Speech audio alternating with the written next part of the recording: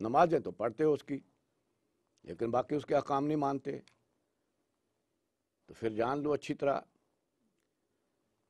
کہ اگر یہ تفریق کرتے ہو تو تم سب سے بڑے نافرمان۔ فرمایا افتؤمنون ببعض الکتاب وتکفرون ببعض، کیا تم ہماری شریعت کے کچھ حکم مانتے ہو اور کچھ کا کفر کرتے ہو؟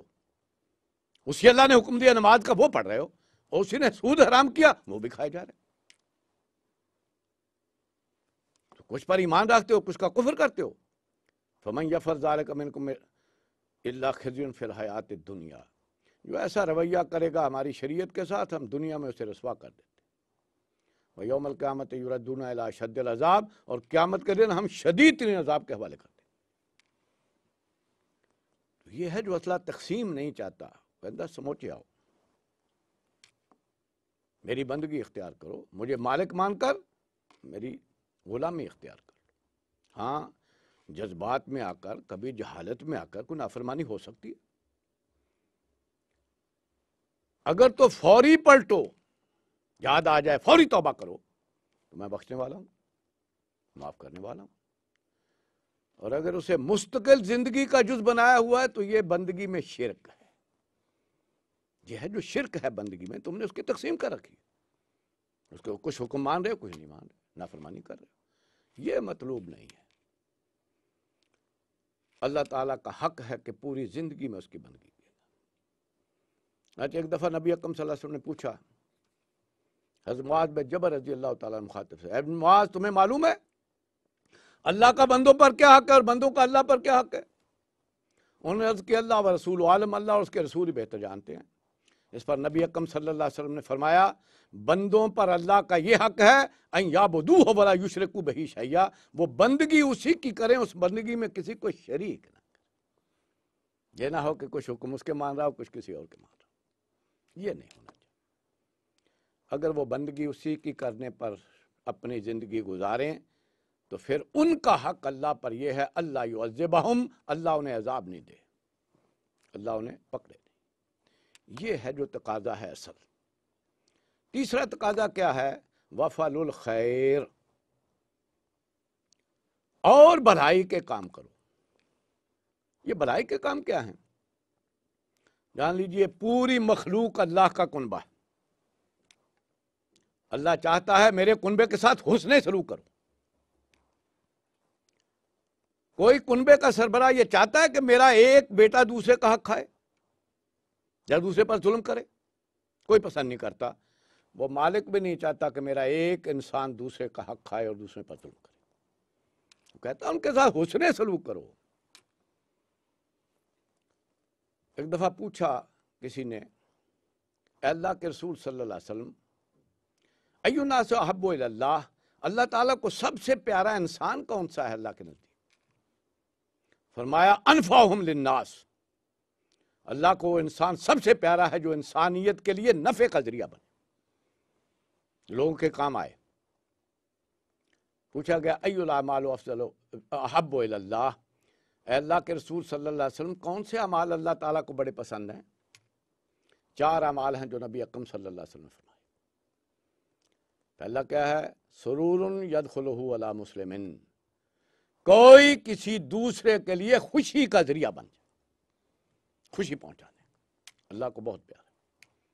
اور یکشف عنہ قربتاً، یا کوئی مصیبت میں ہے تو اس کی مصیبت دور کرے، کوئی حاجت میں ہے تو اس کی حاجت روائی کرے، اس کی کوئی ضرورت پوری کر دے، اللہ کو بڑا پسند ہے۔ اور یقضی عنہ دینن، یا کوئی مقروض ہو گیا ہے تو اس کا قرض ادا کر دے، کیوں؟ مقروض انسان غلام بن جاتا، اس کی حیثیت نہیں رہتی۔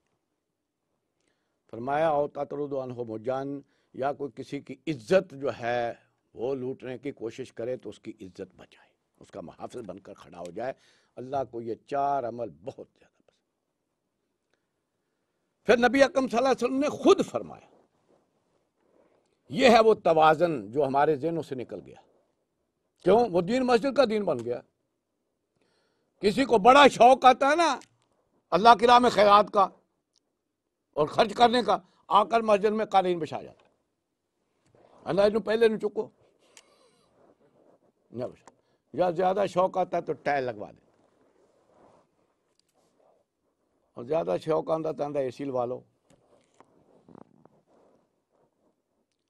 اور پاس غریب کوئی جو ہے وہ پھاکے کاٹ رہا ہو، وہ اسے نیکی کا کام نظر نہیں آتا، وہ اسے نیکی سمجھتا ہے، نیکی سے سمجھتا ہے، کیوں؟ یہی تصور بنا دیا گیا۔